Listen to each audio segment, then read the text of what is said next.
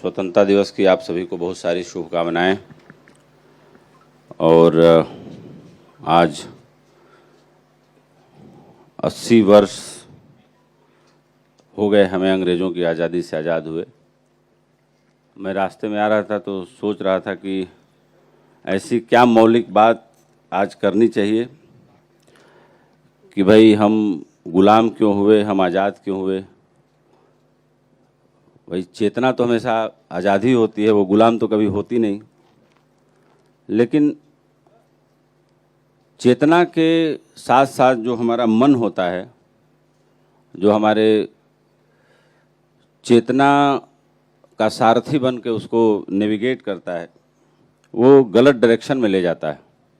और जब गलत डायरेक्शन में ले जाता है तो कहीं ना कहीं ऐसी जगह ले जाता है जहाँ पे हमारा गहरा नुकसान होता है और पहले से ही षड्यंत्र की गहरी चादर हमारा इंतज़ार कर रही होती है और इसमें हमें लपेट के एक किनारे कर दिया जाता है। जैसे आज रात में एक मूवी देख रहा था, अमेजॉन प्राइम पे आई है, जब चंद्रशेखर जी प्रधानमंत्री थे और एस वेंकटरमन गवर्नर थे, सीआर रंगराजन उनके डिप्टी थे। जो हम जानते हैं, जितना जानते हैं, मुझे लगता है कि वही सच नहीं होता जो हमें बताया जाता है। बुद्धिमान लोग कहते हैं कि जो आपको बताया जाए, आप ये बात समझ लेना कि किसी ने आपको आंक लिया है कि आपको कितना बताना चाहिए, वो उतना ही बताता है और आप का रिएक्शन उसी हिसाब से आपसे ले लेता है। ऐसे लोगों को भी मैं बहुत होशियार नहीं मानता, लेकिन जो लोग अपना रिएक्शन बहुत जल्दी दे देते हैं उन लोगों को भोला जरूर मानता हूं मैं। ये दुनिया होशियार लोगों ने नहीं बनाई, ये दुनिया ईमानदार लोगों ने बनाई। तो मुझे लोगों की ईमानदारी पे जरूर भरोसा रहता है। और जैसे चेतना रथी है तो मन उसका सारथी है, तो भटकाव की गुंजाइश हर जगह रहती है। मैंने अभी हाल ही में कहीं बोला था कि भाई जब भारत गुलाम हुआ और अंग्रेज़ों की सत्ता पूरी तरह से स्थापित हो गई पूरे पृथ्वी पर लगभग सभी देशों में, तो एशिया महाद्वीप की आबादी उस समय करीब करीब 64 करोड़ थी, जिसमें सबसे ज़्यादा आबादी हमारी भारत की ही थी और उसके बाद चाइना की थी। पूरे एशिया महाद्वीप में मात्र 1,60,000 अंग्रेज थे बस। तो बड़ा आश्चर्य होता है कि 64 करोड़ लोग जहां हों और 1,60,000 लोग उनके ऊपर शासन करें। मन में कोई भी थोड़ा सा भी तार्किक व्यक्ति हो तो सवाल उठता है कि 64 करोड़ लोगों पे 1,60,000 लोग कैसे शासन ही नहीं कर रहे बल्कि उनका मान मर्दन भी कर रहे हैं और लोग मान मर्दन बर्दाश्त भी कर रहे हैं। ऐसा कैसे हुआ? मुझे लगता है कि ऐसा आज भी कहीं न कहीं हमारे मन के अंदर जो गुलामी का गहरा संस्कार बैठा हुआ है, उसके कारण हम सवाल नहीं करते। हम खुद से भी सवाल नहीं करते। हम सरकार से, व्यवस्था से क्या सवाल करें? हम दोस्तों मित्रों से भी सवाल नहीं करते, हम परिवार में भी सवाल नहीं करते। 100 में 99 लोग सवाल नहीं करते, उनको सवाल पता ही नहीं कि कब क्या पूछना है। मैंने अक्सर देखा है कि जो गुलाम हुए वो गुलाम होने के लिए पहले से तैयार ही थे और क्रांति की आवाज़ जिन लोगों ने लगाई या जिन लोगों ने पुकारा, जब देश गुलाम था तब भी वो गुलाम नहीं थे।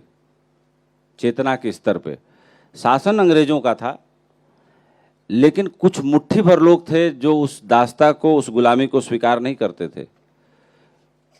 इसीलिए गांधी जी ने बात कही थी कि क्रांति जो है व्यक्ति में घटती है, समाज में नहीं घटती। समाज तो अंधा होता है, उसको फॉलो करता है। जो जिसमें क्रांति घटती है वो उस भीड़ को मोबिलाइज कर लेता है। लेकिन अंग्रेज आए हमारे यहाँ तो उन्होंने भीड़ को मोबिलाइज नहीं किया, न कोई रैली की, न कोई सभा किया। बड़ी आश्चर्यजनक बात लगती है कि हमारे यहाँ लीडर्स रैलियां करते हैं, सभा करते हैं, अंग्रेजों ने कभी कोई रैली सभा की इसका एक भी एग्जाम्पल नहीं मिला आज तक।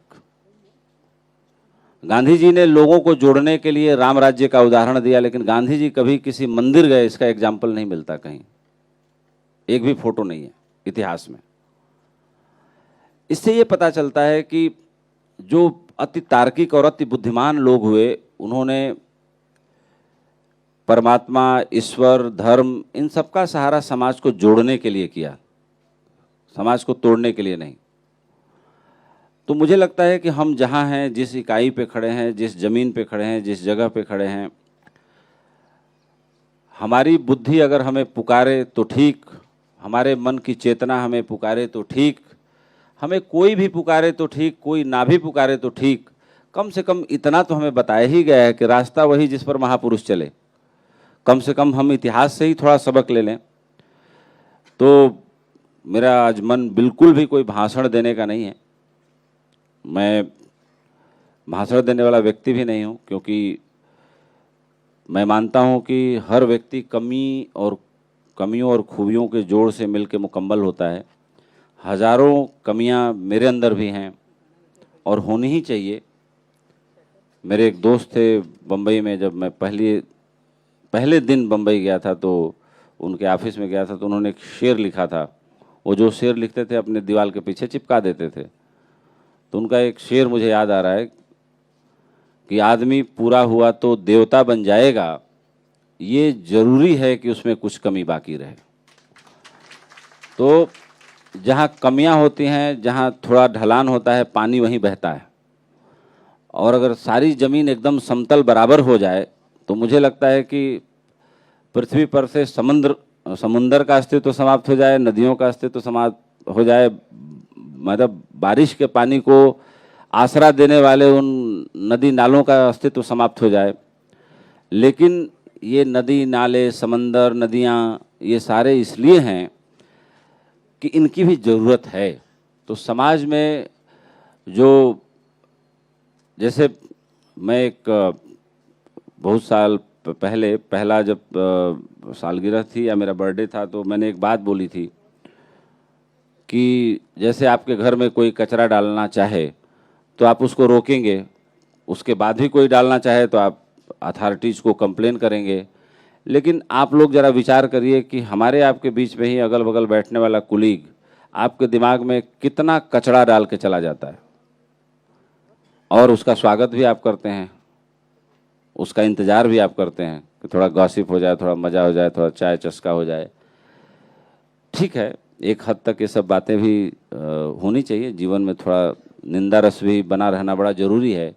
लेकिन ये फ़र्क आप लोग करना समझिए कि कब निंदा रस आपको आपके जीवन के असली रस से विष रस में बदल देता है, आपके जीवन का आनंद समाप्त कर देता है। फिर आप डिस्ट्रैक्ट हो जाते हैं और आप उन्हीं चीज़ों के आदी हो जाते हैं। जो लोग ड्रग्स लेते हैं या जो एडिक्ट हो जाते हैं, वो बड़े कमज़ोर मन के लोग होते हैं। मजबूत मन के लोग किसी नशा के आदी कभी नहीं हुए, ये पूरी दुनिया की रिसर्च कहती है। तो अगर कोई आदमी रोज़ आपको 1-2 डोज कूड़ा कचड़े की आपके दिमाग में इंजेक्ट कर रहा है और आपको मज़ा भी आ रहा है, तो वो ड्रग जैसा ही है। और ये निश्चित समझ लेना कि वो आदमी एक प्रतिबंधित कंट्राबैंड की तरह आपके जीवन में आ रहा है, आपको 2 डोज दे रहा है और 2 डोज दे के आपको आदी बना के चला जा रहा है। ऐसे लोगों से सावधान रहिए।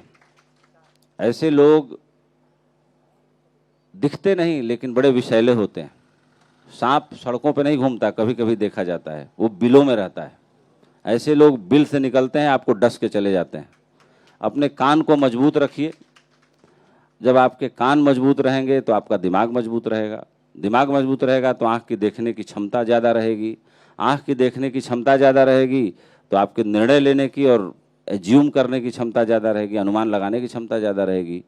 लेकिन मैं अक्सर देख रहा हूँ कि कोई ऐसा नहीं कि हमारे ऑर्गेनाइजेशन की बात है, ये हर जगह की बात है, ये बीमारी है।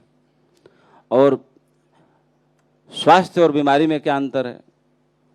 स्वास्थ्य वो है जो बीमारी से मुक्त हो, और बीमारी वो है जो स्वास्थ्य को अपना ग्रहण बना ले, अपना ग्रास बना ले, उसको निगल जाए। यानी जब वायरल फीवर हुआ तो कोई न कोई वायरल ने आपको अटैक कर लिया, आपको घेर लिया। वैसे ये सारी चीज़ें हैं। मैं ये सब सारी बातें अपने अनुभव से बोल रहा हूँ। ऐसा नहीं है कि मैं कोई रट्टा मार के कहीं से आया हूँ और आप लोगों को बोल रहा हूँ। लेकिन इस संस्थान का मुखिया हूँ तो मैं सारी चीज़ों से गुजरता हूँ। सैकड़ों फ़ोन रिसीव करता हूँ, सैकड़ों लोगों की बातें सुनता हूँ, लेकिन मैं बहुत इक्का दुक्का बातों को आगे पास ऑन करता हूँ। मुझे लगता है कि 2 दिन, 3 दिन, 4 दिन, 5 दिन टाइम देना चाहिए किसी बात पर रिएक्ट करने के लिए। लेकिन जो बात मेरे अनुभव से गुजर गई, जिस बात से मैं मुतमईन हो गया, जिस बात को मैंने 100/100 परख लिया, जो बात सबूत के तौर पे मेरे हथेली पर रखी, अगर उस बात को कोई झुठलाना चाहता है तो इसका मतलब वो मुझे गिराना चाहता है। उसको मैं नहीं मानूंगा, चाहे कुछ भी हो जाए। ये मेरे जीवन का सिद्धांत है, इसको मान के चलता हूँ। और मैं ये मानता हूँ कि बेसिक रिस्पेक्ट पाना, गौरव से जीना हर प्राणी मात्र का अधिकार है। मैं प्राणी मात्र बोल रहा हूँ, जो बोलता नहीं बेजुबान जानवर, उसको भी मैं काउंट कर रहा हूँ। लेकिन अगर कोई आदमी अपने छल से, प्रपंच से आपके मनोबल को किसी विषैले आदमी के कई बातों से कुचलना चाहता है, तो आप विनम्रतापूर्वक अपनी बात रखने का हुनर सीखिए। वसीम बरेलवी साहब बहुत बड़े शायर हैं। उनका एक शेर है जो मुझे हमेशा जुबान पे रटा रहता है, बड़े काम का शेर है कि कौन सी बात कहाँ कैसे कही जाती है, कहने का सलीका हो तो हर बात सुनी जाती है। तो सलीका भी आना बड़ा जरूरी है। और तमीज़ और तहजीब की किताब देखिए, कहीं बाजार में तो मिलती नहीं। आदमी किसी फैक्ट्री में अभी तक बनाए नहीं जा सके। तो ये फराज या अकबर इलाहाबादी जी में से किसी एक का शेर है कि हर आदमी में होते हैं 10-20 आदमी, जिसको भी देखना कई बार देखना। पहली बार में ही बहुत भरोसा करने की जरूरत नहीं। न माँ बाप ने कह के घर से भेजा है, न पत्नी ने सुझाव दे के भेजा है कि भाई जाना और सीधे बर्फ़ की तरफ पिघल जाना। थोड़ा अपना दिमाग लगाओ, थोड़ा तार्किक बनो, थोड़ा खुद से चिंतन मनन करो। मैं कहता हूं कि मैं 2-4-10 बातों पर रिएक्ट करता हूं। मेरे संस्थान की बात है, मेरे संस्थान के परिवार के लोग यहाँ खड़े हैं। जितना फ़ोन और जितनी शिकायतें मैं सुनता हूं और सुनने के बाद महीनों महीना रिएक्ट नहीं करता, लेकिन जब मुझे भरोसा आ जाता है और जब मेरे अनुभव से बात गुजरने लगती है, जब मैं उसका असर कई जगहों पर फील करने लगता हूं, तब मैं जाके रिएक्ट करता हूं। और जब देखता हूं कि आदमी साफ साफ झूठ बोल रहा है, फिर भी मैं उसको नहीं चाहता कि वो जलील हो, उसको जलील नहीं करना चाहता है। हर आदमी के गलती करने की भी सीमा है, लेकिन अगर मैं उससे ओहदे में बड़ा हूं तो मुझे उस गलती को नज़रअंदाज करने की भी सीमा रखनी चाहिए। अगर मैं इस पद पे बैठ के जलील करने का ठेका उठा लूं तो फिर तो मैं सबको रोज़ जलील करूं, लेकिन मैंने कभी किसी को जलील नहीं किया। मैं इतना जरूर कहूँगा, मेरी जिससे भी बात हुई होगी अपने संस्थान में, 1 to 1 बातचीत हुई होगी, मैंने 4 आदमी के सामने किसी को बुला के कभी नहीं डांटा होगा। हाँ, फ़ोन पे डांटा है, डांटना मेरा अधिकार है। करेक्शन भी करता हूँ, जब कोई गलती मेरे से होती है तो मैं माफ़ी भी मांग लेता हूँ। मुझे लगता है कि इतनी तरलता, इतनी सरलता, इतनी विनम्रता हमारी ज़रूरत है जिंदा रहने के लिए, हमें अच्छा काम करने के लिए, अच्छा व्यवहार करने के लिए, समाज में खड़ा रहने के लिए, अच्छी खबरें दिखाने के लिए सहज सरल विनीत स्वभाव का होना बड़ा ज़रूरी है। अगर हम अपने अंदर इतनी इलास्टिसिटी और इतनी जगह नहीं रखते तो आप ये समझिए कि फिर आप खबर दिखा के समाज को क्या सूचना देंगे, अगर आपके अंदर ही कोई आचरण नहीं है, व्यवहार नहीं है, वो तरलता, विनम्रता और वो अंदर से शौर्य, साहस नहीं है। देखिए, डरता कायर भी है, डरता बहादुर भी है। दोनों में एक बड़ा मूलभूत अंतर होता है। कायर डरता है तो घर से नहीं निकलता, बहादुर डरता है फिर भी करता है। जो सैनिक सीमा पे लड़ते हैं, क्या उनको डर नहीं लगता? बिल्कुल लगता है। क्या उनके घर में माँ बाप नहीं है, परिवार नहीं है? लेकिन वो अपनी ड्यूटी को जानते हैं और ये जानते हैं कि देश बहुत बड़ा महत्वपूर्ण हिस्सा है हमारे जीवन का। जब सोना गिरवी रखने की बात आई, आज की मूवी की ही बात बता रहा हूँ मैं, उस पर आज ट्वीट भी करूँगा, कुछ बातें बड़ी दिल को छू गई। भाई, चंद्रशेखर जी की सरकार थी और मुझे गर्व है कि मैं उसी लोकसभा डिलिमिटेशन के बाद उसी कंस्टिट्यूएंसी से आता हूँ। बलिया लोकसभा जो है, पहले गाजीपुर लोकसभा थी। तो जब आरबीआई गवर्नर उनको बोलते हैं कि आप सरकार और कुर्सी की चिंता कर रहे हैं, जब देश ही नहीं बचेगा, कुर्सी में दीमक लग गए हैं, उसके जगह नई कुर्सी पे आपको मैं ला के बिठा सकता हूं, लेकिन जब देश ही नहीं बचेगा तो करोगे क्या फिर? तो ये बात मेरे दिल को बड़ा टच कर गई। तो मैं आप लोगों से यही अपील करता हूं कि जब संस्थान के लिए आते हो, काम करते हो, ये बात हमारे जीवन में सहारा श्री ने मुझे सिखाई थी। हमेशा मैं उनको याद करता हूं, कोई ना कोई सीख याद आई जाती है। अपने जीवन के 97 से 2002 और 2006 से मेरा साथ रहा। 2009 में सहारा का मैं सीईओ बना, लेकिन 2006 से लेकर 23 साल अपने लाइफ का प्राइम टाइम मैंने उनके साथ गुजारा। वो एक बात कहते थे कि जन्म देने वाली माँ और रोजे देने वाली संस्था से जो गद्दारी करे उपेंद्र, उसको कभी माफ नहीं करना चाहिए। लेकिन लोग करते हैं गद्दारी, क्या करें? जब गद्दारी नहीं होती तो ये देश गुलाम ही क्यों होता? लालच में लोगों ने देश को बेच दिया। आचार्य चाणक्य का इतिहास 3500 साल पुराना है। सबको समझाते रहे कि संभल जाओ, सिकंदर आ रहा है। थोड़े थोड़े लालच में सबने अपना जमीर बेच दिया, सबने दरवाजे खोल दिए और सिकंदर आया, शासन किया। लेकिन सिकंदर की भी कहानी क्या अजीब है कि कुछ लोग ऐसे हैं जो इस देश पे शासन किए, फिर भी उनको महान कहा गया। उसमें सिकंदर भी एक है। जब सिकंदर भारत जीत के लौट रहा था तो उसको कई बीमारियां हो गई, जिसमें हैजा की बीमारी बहुत इतिहास में पढ़ने को मिलती है। तो जब वो मर रहा था तो उसने अपने लश्कर में जो उसका मेन डॉक्टर था उसको कहा कि मैंने अपने माँ से वादा किया था कि जब मैं पूरी पृथ्वी जीत के लौटूंगा तो तुमसे एक बार जरूर मिलूंगा, लेकिन मुझे बचा लो, मुझे लग नहीं रहा है कि मैं बच पाऊंगा, और मेरा आधा राज्य ले लो। तो डॉक्टर ने कहा कि पूरा राज्य देने से भी एक सांस नहीं मिलती। तो उसको डायोजनीज की बात याद आई। जब वो डायोजनीज यूनान में बहुत मशहूर हो चुका था, उसे विश्व यात्रा पे निकलने से पहले वो मिलने गया था। तो डायोजनीज, सबको कहानी पता ही होगी, धूप खा रहे थे, ठंड का मौसम था। तो उसने कहा कि मैंने आपके बारे में बहुत सुना है, इसलिए मैं आया हूँ और मैं दुनिया जीतने के लिए यात्रा पे निकलने वाला हूँ। तो डायोजनीज ने पूछा कि तो दुनिया जीत के क्या करोगे? बोला मैं आराम करूँगा उसके बाद। तो डायोजनीज ने कहा कि क्या मेरे आराम करने पे तुमको कोई शक है? मैं भी तो आराम ही कर रहा हूँ, मैंने तो कुछ भी नहीं जीता। लेकिन एक भिक्षा पात्र वो रखते थे।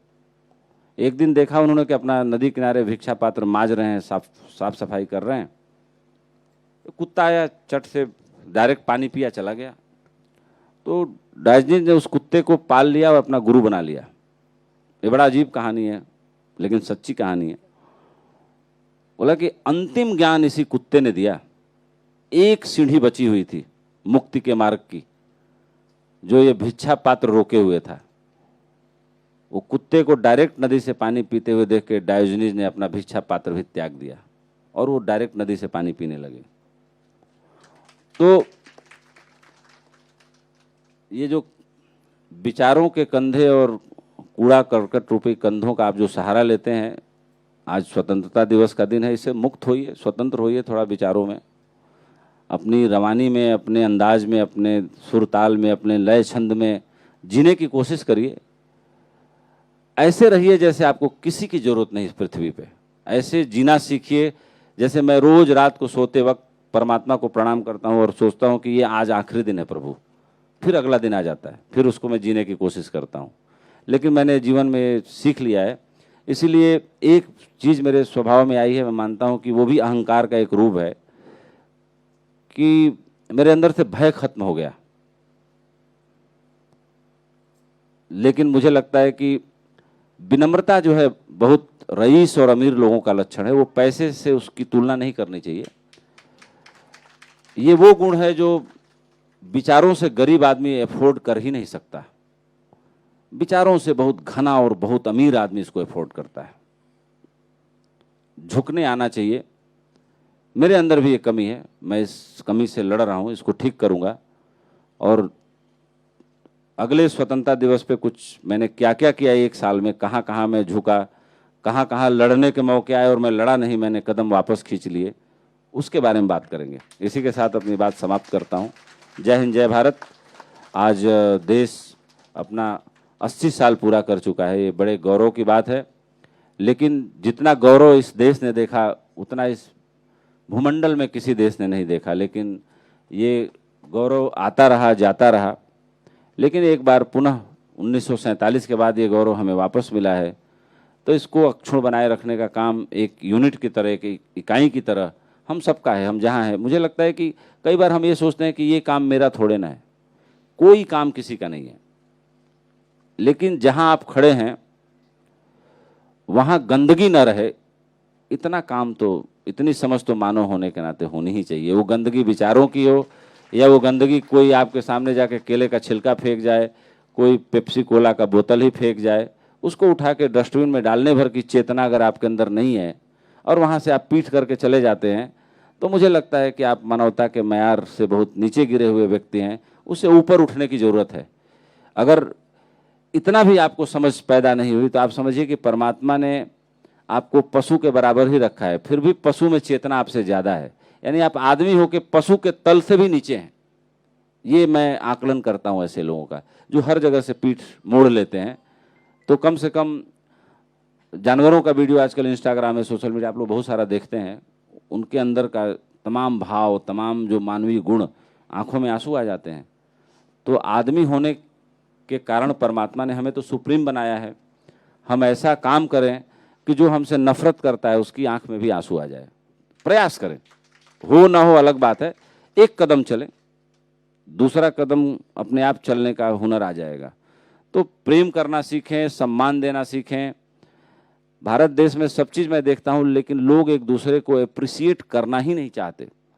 आप जैसे किसी के बारे में फीडबैक लीजिए, किसी का रिक्रूटमेंट मैं करता हूँ, फीडबैक लेता हूँ,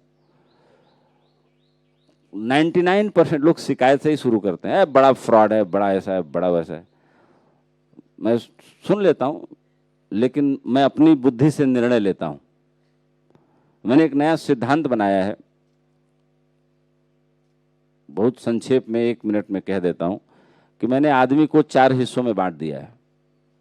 मैं पहला 25 नंबर उस आदमी को देता हूँ जिसका प्रकृति से सीधा संबंध हो, उसके घर के सामने पेड़ हो, चारों तरफ से दरवाजे बंद हो और हल्की सी बूंदाबांदी भी हो रही है और उसको सूचना आ गई, तो मैं मानता हूँ कि उसका संबंध है प्रकृति से। उसको पता चल गया कि कमरे के अंदर भी बैठा है, चारों तरफ से दरवाजे बंद हैं, फिर भी उसको सूचना मिल गई कि बारिश हो रही है, पेड़ खुश हुआ है, पत्ते सरसरा रहे हैं।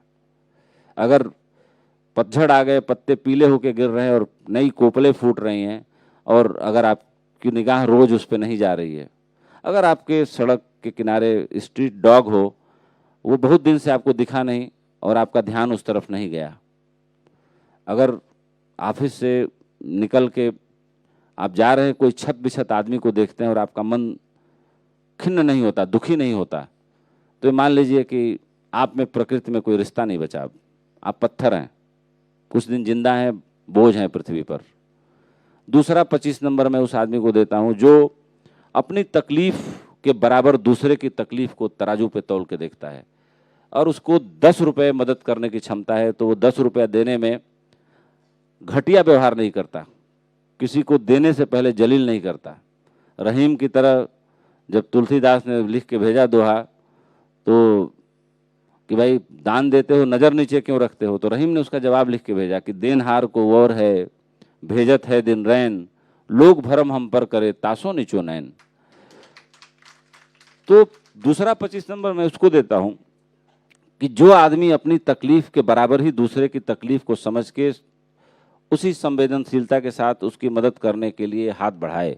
हाथ पैसे से ही नहीं बढ़ाया जाता, हाथ समय देकर भी बढ़ाया जाता है, हौसला देकर के भी बढ़ाया जाता है, उसके अंदर के डीमोटिवेटेड भाव को जगाकर उसको मोटिवेट करके भी बढ़ाया जाता है।